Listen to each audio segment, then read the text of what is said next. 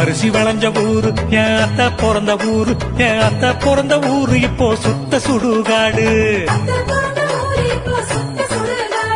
கரும்பு விளைஞ்ச ஊரு ஏன் அப்ப பிறந்த ஊரு, கரும்பு விளைஞ்ச பூமி இப்போ தரிசு நிலமாச்சு, கரும்பு விளைஞ்ச பூமி இப்போ தரிசு நிலமாச்சு.